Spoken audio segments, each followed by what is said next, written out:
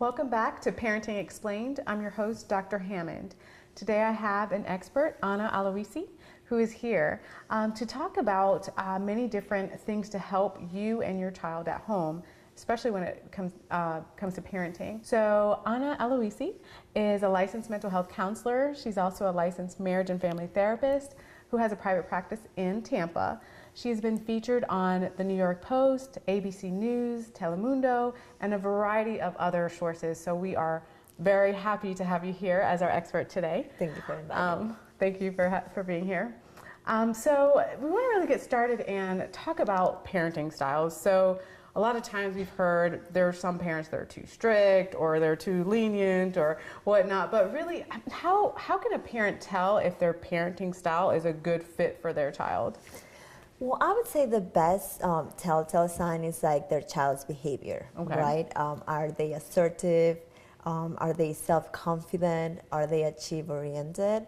I would say those are pretty good signs if that the relationship is working, that their style is working. So looking at the child's behavior, right? That's now, a great point. As a parent, you might feel connected to your child. You might also, there's some trust involved with between the child and the parent. Right. So I would say looking at the child's behavior and your own feelings, and maybe even ask the child to get some feedback. But otherwise, just to observe, I think the child behavior is a good telltale sign. That's a great point, because really you're saying to look at the child and how they're behaving, and also the parent to sort of reflect on themselves. Absolutely. So you can look at both ways. I really like that a lot.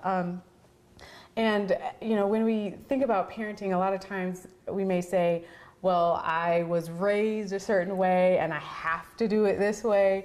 But what do you say to parents as far as flexibility? Sometimes it doesn't work to do things the way your parents used to do it.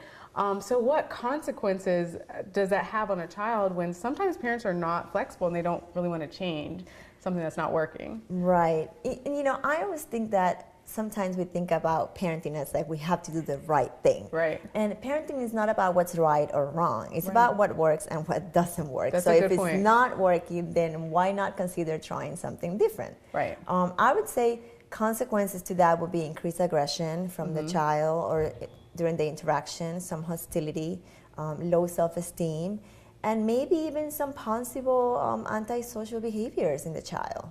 Absolutely. Such as, like, when you say antisocial behaviors, like, what are some things that you see? Opposition to authority, maybe even getting in trouble at school or like with the law. Sometimes children behave in ways outside of the home that are really reflecting what's happening inside the home. Right, and I love that, what you said, just that a child's behavior can really reflect what's going on at home. And that's a really great point, that sometimes even though as parents, you may want to really hold on to the way you were raised if, like you're saying, if your child is getting in trouble with the law or they're getting in trouble at school, they're getting suspended, their grades are declining, and your child is falling apart.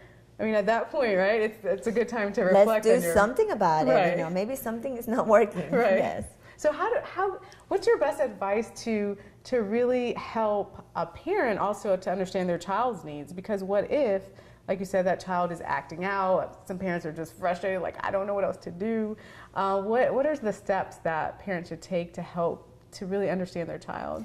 Well, I would say the first thing is to ask open-ended questions. You know, I think as parents sometimes we're afraid to hear what our children have to say, and we're afraid to ask certain things.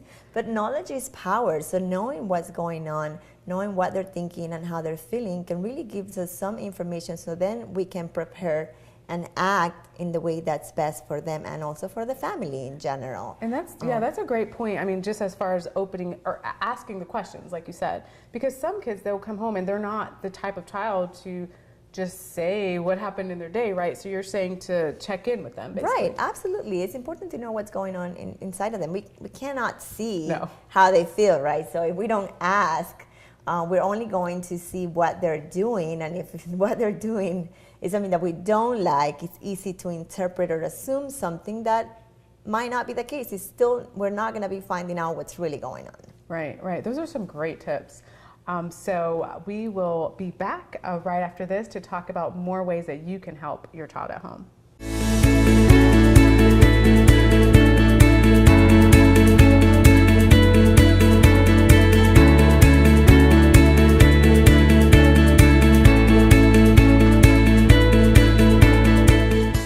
I'm going to tell you about what inspired me to write my book, Reinvent Your Relationship, Therapist Insights into Having the Relationship You've Always Wanted. And one of my big motivators to writing this book is that I see constantly in the internet and many books that talk about how do you have a good relationship. And they tell you, you know, you should listen, you should empathize, you should communicate. But how do you do all these things, right? If you knew how to do it, then you would be doing it already.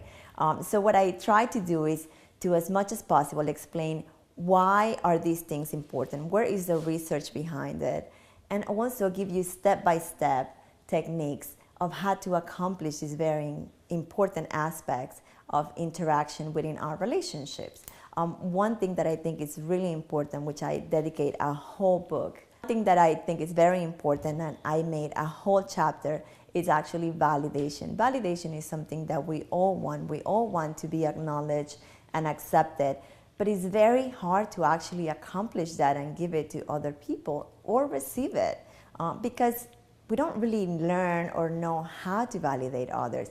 We don't really know how to let people know that we understand them. We might do the work of understanding them. We might know or think we know how they feel, but how do they know that we get it? Sometimes there's extra steps that we have to take in order to let that message be received by the people that are around us. So validation, very important aspect of our relationships.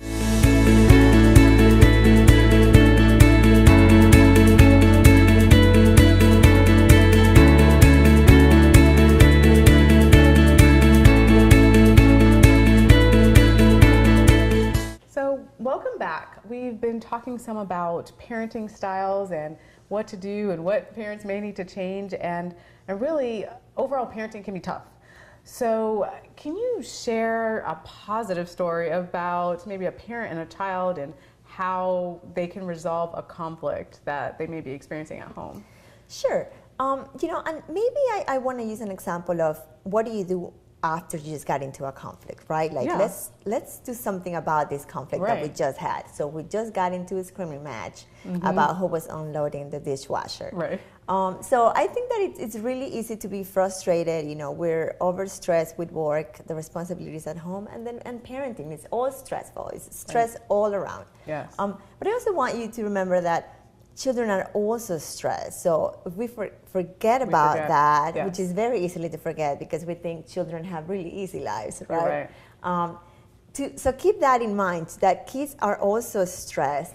And then you can ask them, how was your day? You know, let's do things over again. Let's rewind what just happened. Right. And let's try to have this conversation again with a positive mindset, with some flexibility, and with willingness to understand what's going on for that child during that day, during that moment, and maybe what caused the reaction. Right, and that's a really great point, like you're saying, to really process what's happening, because sometimes when families are really, really angry, it's easy to just have that fight, like you said, and just move on, but the child is still trying to understand disconnect. Right. Everyone kind of goes to their own corner, and then that was the day. Right, but instead you're saying to go back, kind of process, like you said, with your child in that moment, and to explain.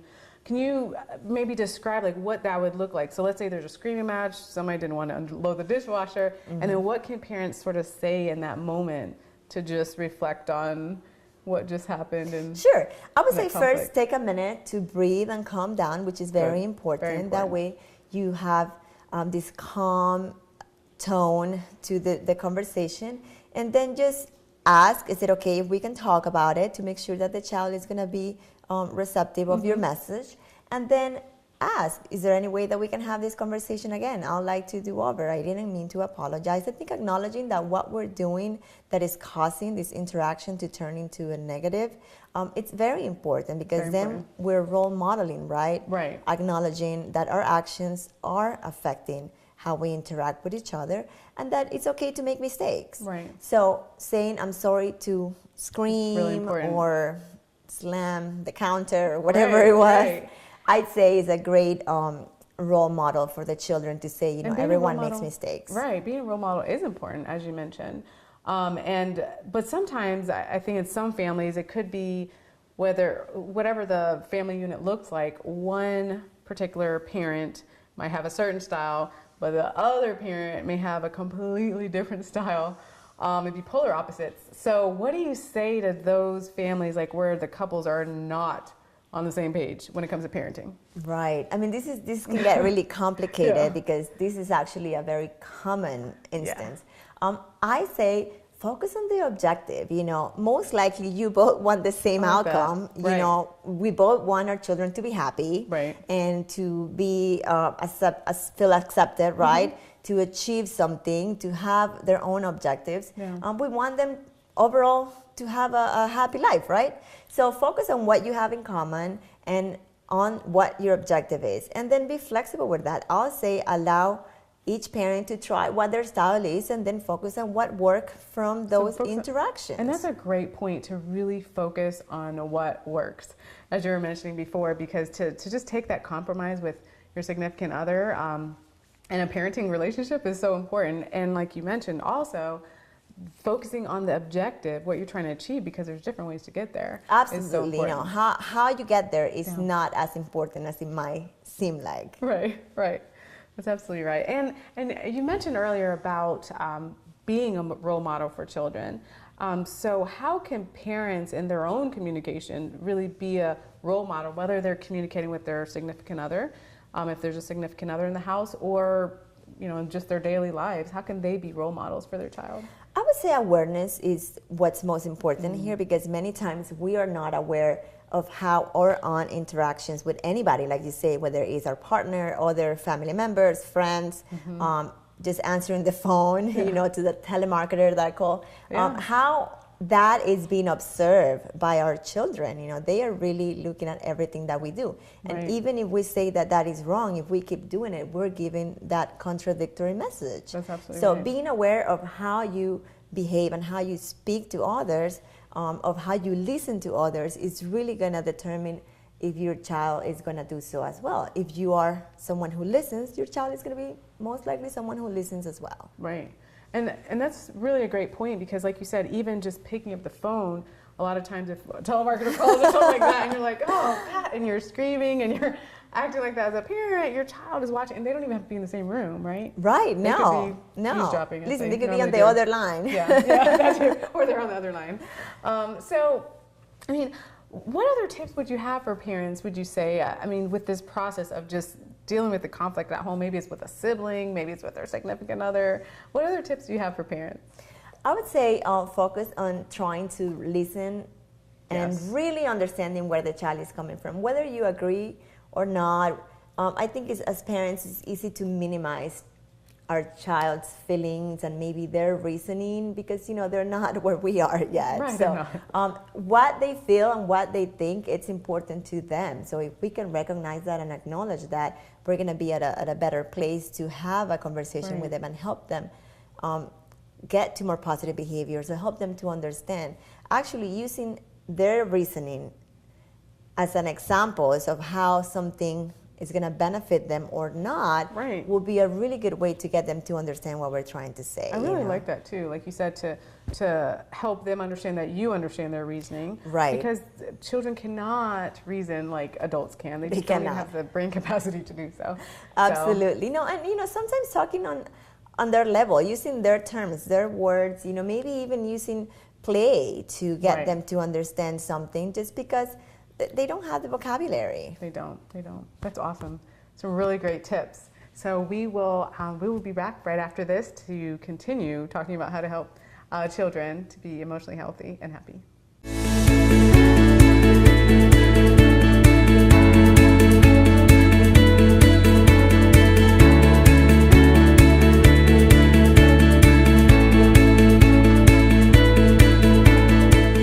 That I think is very important, and I made a whole chapter, is actually validation. Validation is something that we all want. We all want to be acknowledged and accepted, but it's very hard to actually accomplish that and give it to other people or receive it, because we don't really learn or know how to validate others. We don't really know how to let people know that we understand them. We might do the work of understanding them. We might know or think we know how they feel, but how do they know that we get it? Sometimes there's extra steps that we have to take in order to let that message be received by the people that are around us. So validation, very important aspect of our relationships.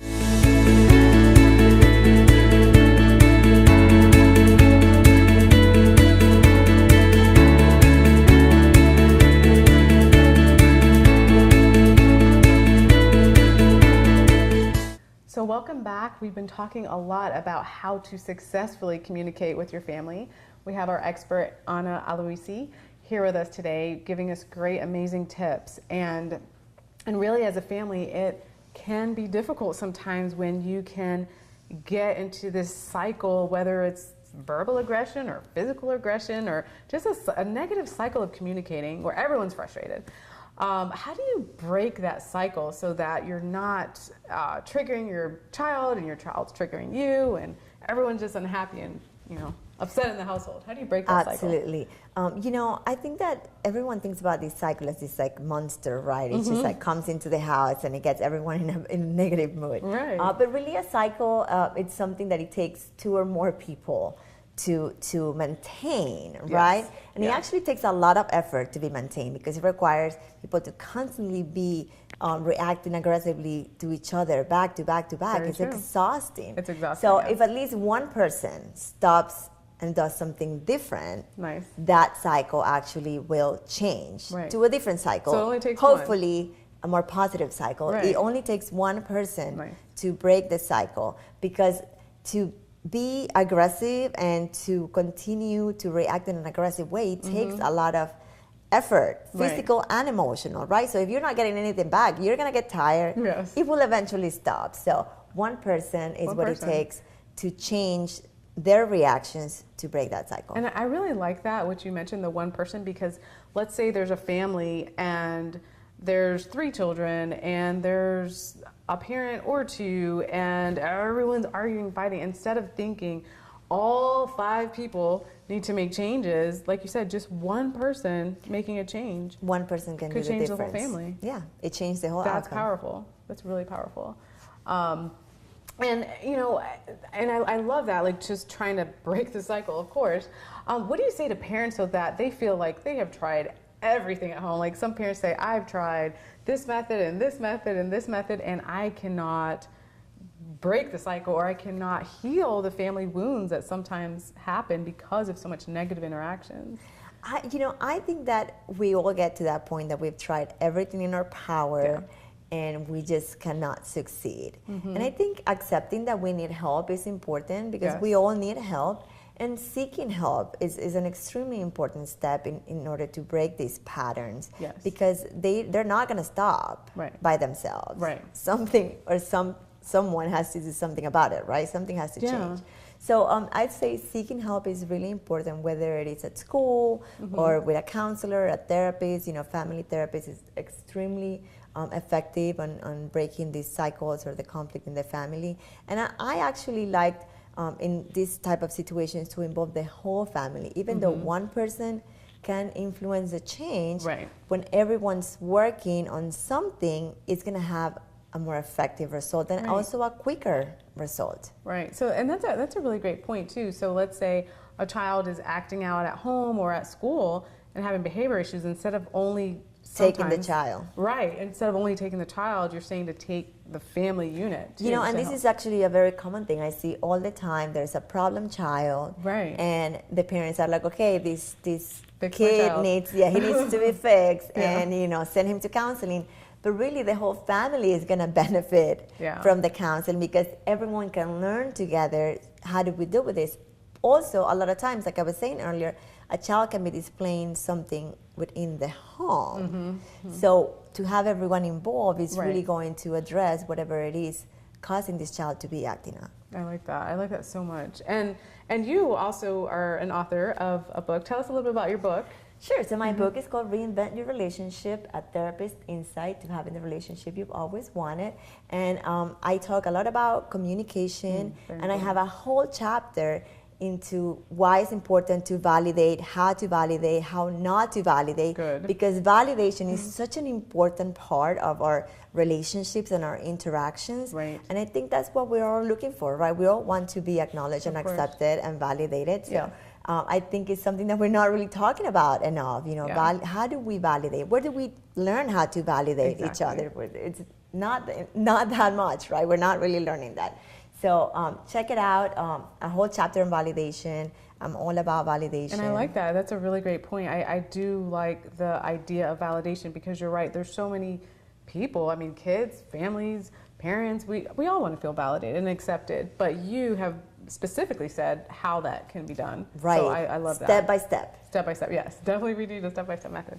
That is wonderful. Is there anything else you wanted to add as we wrap up? Any other tips that you wanted to add for parents just going through the process and the journey of parenthood and how to help their child? You know, absolutely. You know, I want to go back to that whole role model thing that we were talking about. You know, if we are not knowing how to calm ourselves down or how to control our aggression, how can we expect our children to learn how to do it? I mean, where else are they going to learn it if it's not at home? That's not necessarily something they teach at school. There's not a class of how to deal with anger in the school curriculum. So remember that if you're not working on yourself and not aware of how you're acting and you're affecting others, it's going to be very difficult that your child learns that anywhere else. Yeah, I think that's, I mean, a really, really, really great point because, again, like you said, our children are watching us and watching what we do, so especially with the aggression piece. And having an opportunity as a parent to